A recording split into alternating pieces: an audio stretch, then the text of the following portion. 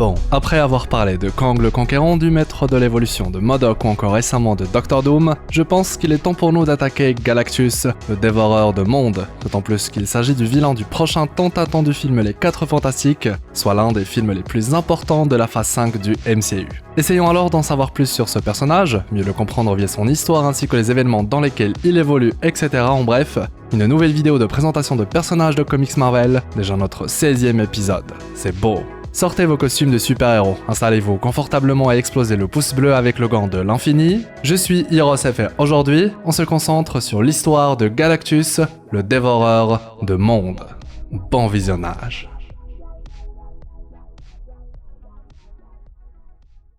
Bien qu'aujourd'hui, le panthéon des dieux de l'univers Marvel soit assez fourni et, on peut le dire, diversifié, il est important de rappeler que Galactus a été l'un des premiers de cette longue liste. Galactus est, et ce dès sa première apparition, un être singulier dans le paysage des entités cosmiques qui composent l'univers. Il est même rapidement considéré comme une divinité, au même titre que les Célestes, Éternité et bien d'autres, allant même jusqu'à représenter une véritable menace pour toutes les races dites mortelles qui peuplent l'existence. Mais pour comprendre l'essence de qui est véritablement Galactus, on doit remonter plus loin dans le temps, à une époque où notre univers n'existait pas, et où un autre, bien avant lui, était proche de sa fin. Vous serez peut-être surpris de savoir que Galactus était à l'origine un simple homme, de son vrai nom, Galan. Galan est un célèbre explorateur spatial de la civilisation de Ta, un monde paradisiaque parmi les plus avancés du cosmos. Malheureusement, l'univers où vivait Galan était mourant, car c'était la fin du cycle. Il faut savoir que l'univers Marvel des comics fonctionne en cycle et reprend la célèbre théorie du Big Crunch. À l'opposé du Big Bang qui symbolise la naissance de l'univers et l'extension de ce dernier, le Big Crunch lui reprend l'idée qu'à la fin de tout, l'univers sera tellement dense, dû à l'expansion infinie de ce dernier, qu'il va finir par s'effondrer sur lui-même. C'est à partir de ce chaos général à la fin de l'existence d'un univers qu'un nouveau peut naître. Ainsi, la fin de l'univers approchant, annonçant le cycle suivant de l'existence, Ta, comme toutes les autres civilisations, font face à la chute inévitable de leur nation. L'effondrement du cosmos décime les populations sans que rien ni personne ne puisse faire quelque chose, et malgré l'avancement scientifique et technologique de Ta, ce peuple ne déroge pas à la règle. Il est temps d'accepter la fin de l'univers mais aussi sa propre fin.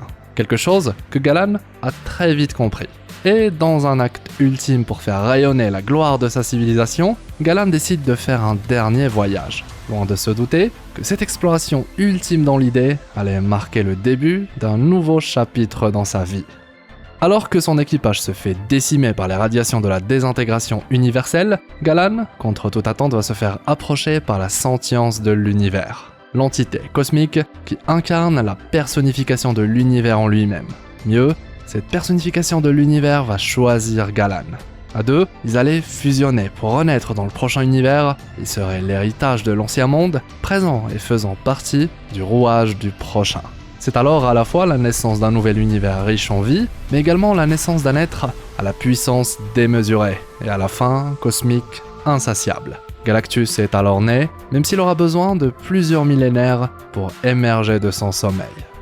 À son réveil, Galactus, subissant désormais sa fin cosmique iconique, consomme sa toute première planète. L'acte est aussi naturel que inconscient. Cette fin à assouvir fait désormais partie intégrante de son être, une nouvelle condition qui régit son existence. Galactus va alors s'établir dans un nouveau vaisseau fraîchement construit, un vaisseau qui correspond mieux à sa nouvelle taille vertigineuse, qu'il va appeler Ta-2, sa nouvelle maison, de la taille d'un système solaire entier.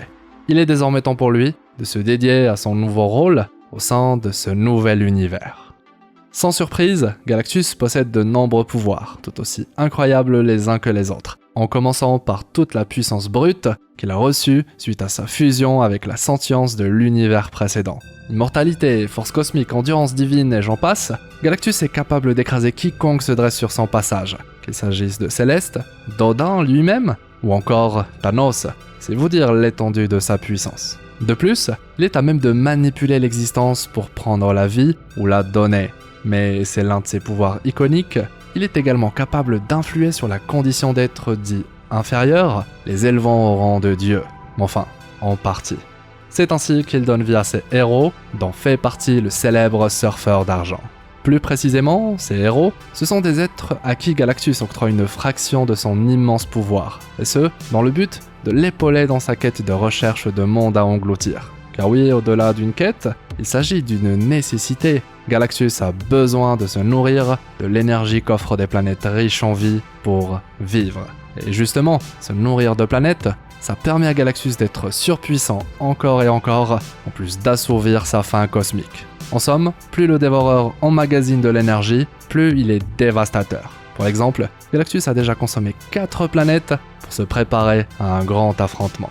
Il devient alors facile de comprendre l'utilité des héros de Galactus. Ce sont des éclaireurs envoyés dans les confins de l'univers en quête de monde à dévorer en temps et heure. D'autant plus que si Galactus ne consomme pas de planètes, il devient alors vulnérable. Là encore, d'où l'importance de ces mêmes héros. Et naturellement, ce sont durant ces moments-là où Galactus est affaibli que par exemple, l'alliance des Avengers et des 4 Fantastiques a réussi à venir à bout du Dévoreur. En parlant d'Avengers et de 4 Fantastiques, en tant qu'entité cosmique de l'univers Marvel, Galactus se range normalement dans la case entité neutre. Cependant, la fin cosmique du personnage l'a déjà obligé à devenir un antagoniste majeur pour les héros vivants dans les planètes ciblées par Galactus. C'est ainsi que les 4 Fantastiques, pour ne citer qu'eux, se sont retrouvés face au Dévoreur. Ce qui nous amène à aborder un élément très important. Galactus ne détruit pas des planètes par plaisir, c'est une nécessité. Contrairement aux autres êtres cosmiques, qui sont apparus dès le début de leur existence en tant que divinité, Galactus à l'origine n'était qu'un simple homme, un mortel. Il est devenu une entité cosmique pour remplir une mission qui régit entièrement la vie de Galactus. En somme, et sans en être directement conscient, Galactus en dévorant des planètes favorise la vie dans l'univers. Son rôle est à l'instar de celui de la mort ou d'éternité. Il est lui aussi l'un des rouages qui façonnent l'univers comme on le connaît. Un être ni bon ni mauvais, un être qui subit sa fin cosmique, obligé de détruire d'innombrables vies et par conséquent, il est obligé d'être perçu comme une grande menace. En bref, Galactus participe à l'équilibre de l'univers. Le cas le plus parlant concernant l'importance de Galactus dans l'univers est le procès cosmique de Reed Richards, puisqu'après avoir défait Galactus, comme dit plus tôt, Mr. Fantastic choisira d'épargner celui-ci, et d'en plus, le soigner, un acte incompréhensible pour les peuples de l'espace, qui vont se réunir pour confronter Reed sur ce choix injustifiable. Éternité lui-même sera alors obligé d'intervenir pour apaiser la situation. Plus fou encore, Galactus est déjà allié avec certains héros pour le bien de l'univers. Et même lorsque Thanos va réunir les 6 pierres d'infinité, Galactus sera présent parmi les entités cosmiques primordiales, et ce pour s'opposer au Titan fou. Du coup, ça donne une idée de l'étendue du spectre sur lequel se situe Galactus, un vilain en apparence, qui lorsqu'on explore son histoire se révèle être une victime plus qu'autre chose, une victime de sa propre condition, condamné à une fin cosmique insatiable qui le pousse à dévorer des mondes malgré lui. Et j'insiste bien sur le malgré lui. Pourquoi ? Parce que Galactus est déjà remis en question face à l'horreur causée par sa faim. Il ira même jusqu'à ne plus vouloir consommer de planètes, pensant bien faire, alors qu'il n'en était rien. Un événement qui va durer jusqu'à ce que la mort elle-même finisse par pousser Galactus à reprendre du service, lui rappelant la nature cruciale de sa mission pour le grand bien de l'univers. La mort ira même jusqu'à affirmer que si Galactus se sentait aussi mal, se sentait personnellement touché par la destruction qu'il continue de causer, c'est parce qu'il était à l'origine un mortel. Soit une belle manière d'ajouter une couche de complexité au personnage, un mortel qui devient une divinité dont le pouvoir dépasse l'entendement, mais qui, par sa nouvelle condition, sombre dans une sorte de tragédie existentielle. Condamné à une existence marquée par une faim insatiable, il se retrouve piégé dans un cycle perpétuel de destruction qu'il n'a finalement jamais choisi, où chaque acte de survie, chaque planète dévorée, l'éloigne un peu plus de son humanité originelle. Et oui, Galan a vu de ses propres yeux l'effondrement de sa civilisation et la mort de ses coéquipiers, et le voilà qui devient l'être qui offre ce même destin à travers l'existence. Clairement, son arrivée dans le MCU va permettre de traiter de thèmes très intéressants. Et décider de le présenter et d'explorer son histoire dans le prochain film 4 Fantastiques permet de rester dans la même ligne directrice des comics, vu que Galactus est très lié à ces héros-là précisément. Ce qui peut être intéressant, pourquoi pas, c'est justement l'utiliser pour amener ce concept d'univers qui meurt pour que le prochain renaisse, une thématique que peut utiliser Secret Wars après la destruction de tout le multivers, amenant dès lors la création d'un nouveau. Ce qui ferait office d'un petit soft reboot pour le MCU, nous amenons à découvrir de nouvelles choses à travers une nouvelle saga. En tout cas, la destruction du multivers puis sa renaissance, ça semble être au cœur de Secret Wars.